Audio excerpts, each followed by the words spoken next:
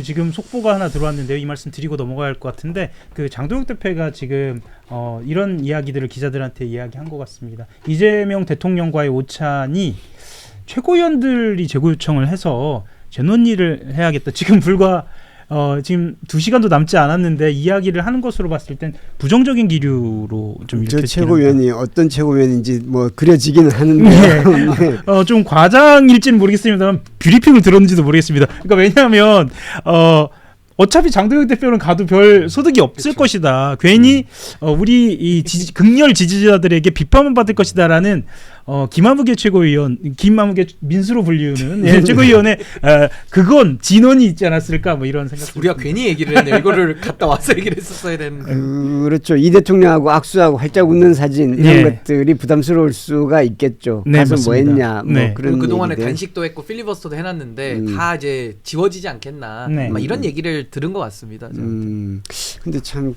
난감하네요. 당일날 몇 시간도 한번 지금 2시간도 안 남은 상황에서 저렇게 해버리면 만약에 장동혁 대표가 불참을 선언한 경우에 정청래 대표는 어떻게 해야 하는 것인가에 대한 고민은 좀 있을 것 같습니다. 정청래 대표가 먼저 또 뭐 그걸 하진 않겠죠. 예. 예. 뭐 그렇더라도 오차는 진행되지 않을까 싶은 생각이 들기도 한데 예. 실제로 신동욱 의원하고 김민수 의원이 공개적으로 반대 의견을 밝힌 것으로 그렇게 두 분 다 그 윤호개인으로 이렇게 좀 알려져 있죠. 예. 예, 신동욱 최고는 뭐 조금 애매하긴 합니다만은 예. 저희가 이제 이번에는 이제 경제 분야를 한번 살펴보도록 하겠습니다. 뭐 경제 분야일 수도 있고 사회 분야일 수도 있겠습니다만은 부 또는 가난의 대물림이라고 하죠. 이제 고도 성장 시기가 끝나면서 이제 부모의 부 또는 빈곤이 자식에게도 그대로 이어지는 경우가 늘었는데 그런데 이제 좀 더 구체적으로 부모가 어디에 사느냐가 자식 세대의 부를 결정한다. 뭐 우리가 충분히 예상할 수 있는 겁니다. 부모님이 청담동에 살거나 서초동에 사시는 부모와 저기 경북의 어디 뭐 봉화나 영양에 사시는 부모와는 이제 차이가 있을 수 있다는 거죠.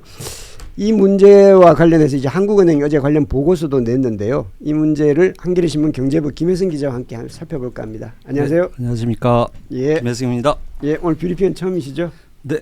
예, 많은 부탁드립니다. 한국은행이 어제 지역 간 인구이동과 세대 간 경제력 대물림 보고서 발표했는데요. 그 내용을 보니 부모의 경제력 효과는 소득보다 자산에서 크게 나타난다. 사실 우리가 다 알고 있는 거 아닙니까? 그렇죠. 오랜 체험 경험이죠. 네. 예. 그래서 어제 한국은행이 이제 OECD하고 같이 공동 수행한 연구 결과 보고서인데요. 핵심 내용 결과는 이제 뭐 비수도권의 저소득층 청년들이 가난의 대물림이 더 심화되고 있다. 뭐 이런 내용입니다. 그래서 이제 하느니 데이터를 통해서 이걸 입증하기 위해서 굉장히 복잡한 무슨 모형 분석, 회귀 분석 이런 거를 많이 하는 곳이잖아요. 그래서 그 소득에 따라서 경제적 대물림 정도를 보여주는 소득 백분이라는 게 있습니다. 그러니까 뭐 어렵지 않은데요. 그러니까 소득 수준에 따라서 낮은 수준을 1로 놓고 가장 높은 걸 100으로 놓고 쭉 순서대로 나열해서 나의 위치가 어디에 있느냐. 그래서 40%면 소득 하위 40%가 나의 소득 수준이다라는 걸 보여주는 지표인데 그게 부모 세대에서 자녀 세대로 갈 때 어떻게 변하느냐를 이제 측정한 겁니다. 그래서 이제 네. 예, 말씀하세요. 그 소득 백분위의 그 기울기를 보니까 이제 평균적으로 그 기울기가 0.25 정도 되는데 이게 또 어떤 의미냐면 부모의 소득이 만약에 10 정도 올랐다고 하면 2.5니까 그 자녀의 소득은 2.5 정도 오르더라. 뭐 그런 게 이제 우리나라의 평균 부모 세대의 경제력에 미치는 영향을 측정한 거죠. 그러니까 이제 서울에 사는 부모 밑에서 태어난 자녀들과 네. 지방에서 태어난 자녀들의 그 소득 격차가 그 부모 세대의 그 격차를 좁히지 못한다는 거죠. 그렇습니다. 그리고 소득도 그렇고 자산도 그렇고. 예. 소득은 변화가 많은 데이터니까 자산은 이 보고서는 이제 주택 기준으로 했는데요. 자산의 경우는 소득은 0.25 정도의 영향력이었는데 자산은 0.38이니까 자녀 경제력에 끼치는 영향이 소득보다 더 컸던 거죠. 근데 이게 보고서가 숫자가 있으니까 굉장히 복잡한데 간단하게 말하면 서울에서 아파트를 그 큰 부자가 아니더라도 아파트 정도 한 채가 있으면 나중에 자식이 이제 뭐 상속을 받거나 그렇게 되는 거고, 지방에는 아파트 가격이 서울에 한 뭐 심한 경우는 10배 정도 차이가 나니까 그러면 거기서는 어차피 상속을 받더라도 뭐 굉장히 적은 부분이 될 테고. 네. 그러면 이게 격차는 좁혀지지 않고, 그래서 최근에는 사실은 이 지방에서 예전에는 그 고등학교 졸업하고 서울로 유학 많이 오잖아요.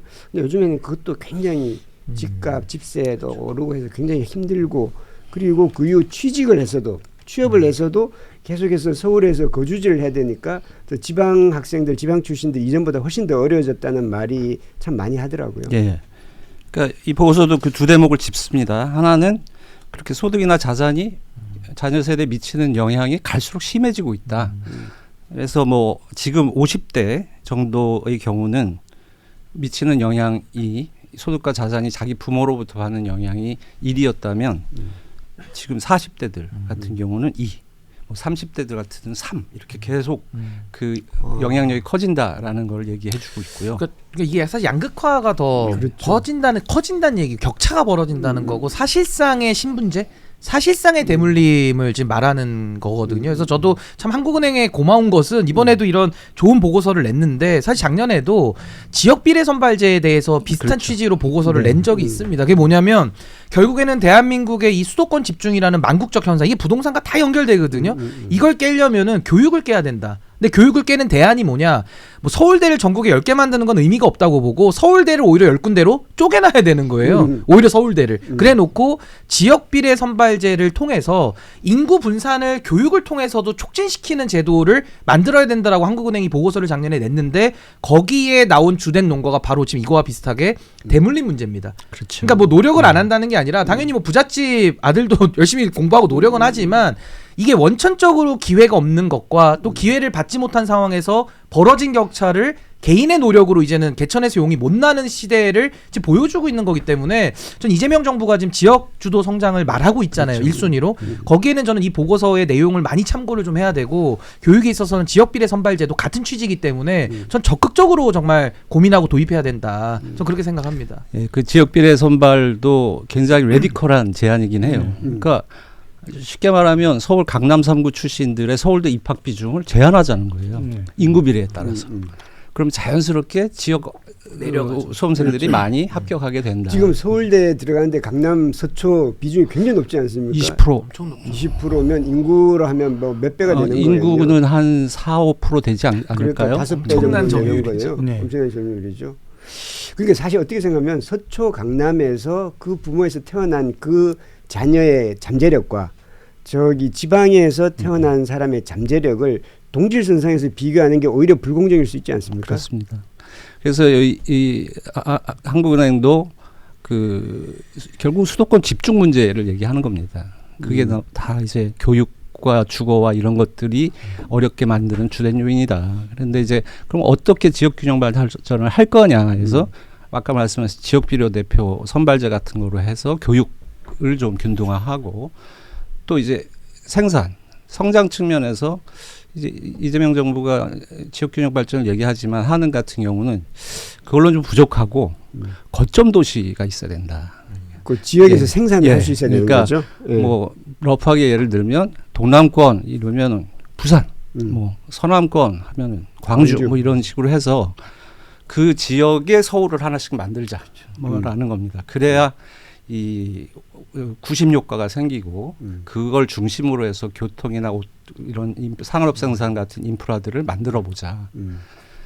그러니까 이제 지금 균형 발전 우리가 수십 년 했지만 좀 노나먹기가 되잖아요. 각 기초단체나 시군구들한테 똑같이 나눠주고, 그러니까 다 같이 좀 쇠퇴하는 쪽으로 계속하고 수도권 집중을 억제하는 효과가 없게 된다. 뭐 이런. 그게 아마 정치적인 부분과 관련이 있을 텐데 그렇죠. 각 지역 기초단체장 같은 경우는 우리도 뭐 하나 있어야 되지. 그거 없으면 선거에 떨어지니까. 그러니까 지금 선거제하고도 굉장히 영향이 있는 거죠. 노나먹기식으로 하는 거고. 그렇죠. 근데 그 지역 비례 선발제도 보고서에 나온 내용들 되게 유의미한 건 뭐냐면은 지방에서 온 친구들이나 뭐 강남 상구에서 온 교육을 좋게 받고 온 친구들이나 잠재력 면에서는 별로 차이가 없다는 별 차이 거예요. 없더라. 그러니까 이거는 사실은 부의 대물림이 출발선이 다르기 때문에 오히려 넘을 수 없는 격차를 만들어버렸다라는 게 또 반대로 입증이 되거든요. 그래서 저는 정말 이 수도권 집중은 만국적 현상이기 때문에 이걸 깨기 위해서는 지방주도 성장, 떡공장을 아예 지방으로 옮겨서 이제는 떡국물만 주는 게 아니라 공장을 옮겨버리겠다라는 발상이고 그것만 갖고는 안 되고 전 교육의 문제를 반드시 누군가는 이걸 총대 메고 해결을 해야 되기 때문에 전 이재명 정부에서 정말 이 한국은행 보고서를 잘 참고한다면은 정말 대한민국의 어떻게 보면 이 정말 만국적 현상을 해소할 수 있는 그런 기회가 열리지 않을까. 근데 이제 방금 이제 그 하는 보고서 관련해서